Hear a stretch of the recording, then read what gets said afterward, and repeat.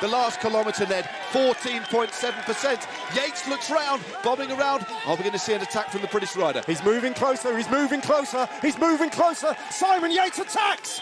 Yates now, a big move, looks very calm. Bernal has to react. That's dispensed with Danny Martinez and put all the other favourites into the red now. These two riders just going clear of Felix Groschartner and Emmanuel Buchmann, Damiano Caruso, and all the rest. Yates looking very fresh. Yates looks very, very good indeed. That was a really emphatic, decisive move, forcing Bernal out of the saddle on these brutal, hellish slopes. 2:44, that little surge in only a few metres has slashed 20 seconds off the lead of Fortunato in front. He's got 800 metres to go. This is fantastic stuff. Yates has definitely saved something for the final here. He absolutely has, and I don't think at the moment Bernal looks like a rider who's about to counter him. I think he's just holding the wheel of the British climber, and that's about all that Bernal could do as more idiots get involved in the race.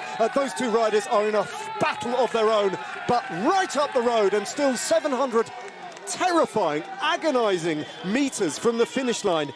700 metres that contain a 27% gradient, the steepest part of the climb. Lorenzo Fortunato is going to hold on, I think, and take victory as the camera switches to the back of the pack, and you see that Remco Evenepoel is sustaining perhaps fatal blows to his Giro d'Italia hopes here. It is. Tratnik he's within sight almost. They're taking the car out. They're taking the car out. But Tratnik is fighting, and as you said, this is where the slopes cruelly get steeper. 27% in parts. The face of Yates looks so composed. Bernal tucked onto the wheel of the British rider who is romping up Monty Zoncolan. What a battle we've got. Buchmann fights to stay in contention as well. Martinez keeping his place in the general classification. That's very significant as well, and potentially very important. Ineos could have two riders in the top 4 or 5 at the end of today.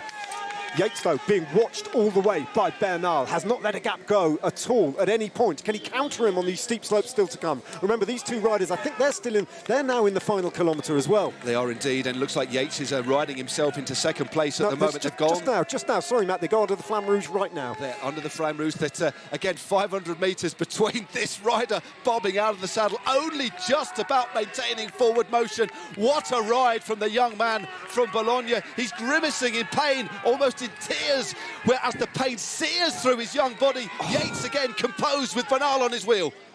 Is Yates waiting for those slopes now? Is he waiting for the final 500 metres? Because you could, with one acceleration, he could dispense a Bernal here. Bernal looking up the road there, just longing to see the finish line. But very attentive riding from Egan Bernal. Not the big attack, though, that we predicted. That, instead, came from Yates. And yet, there is time for Bernal in the Maglia Rosa to win this GC battle. Well, Yates, look at that. He's fighting the climb here. Oh, Tratnik weaving from side to side. That's it.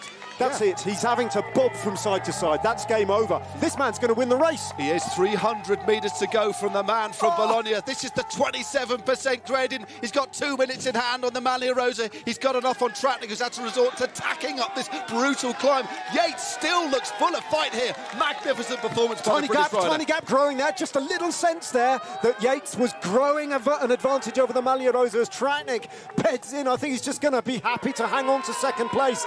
Fortunato dares to look over his left shoulder.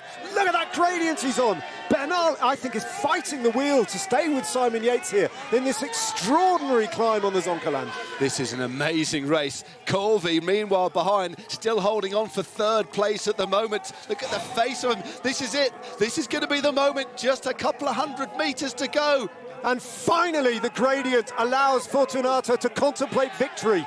As 600 metres to go, Yates and Bernal are only now edging towards that 27% gradient. And now, for the first time, Yates looks like he's beginning to hurt. He's gasping for air now. He certainly is, but he's powering away. He's going to be vaulting up the general classification. Bernal looks behind. What can he do as he comes through the mist? Fortunato. Less than 100 metres to go for Lorenzo Fortunato. Eolo Cometa, new to the Giro d'Italia. This man wasn't even selected a week ago, but look at this. Fortune favours the brave, and none braver than this man wins the Zoncolan stage.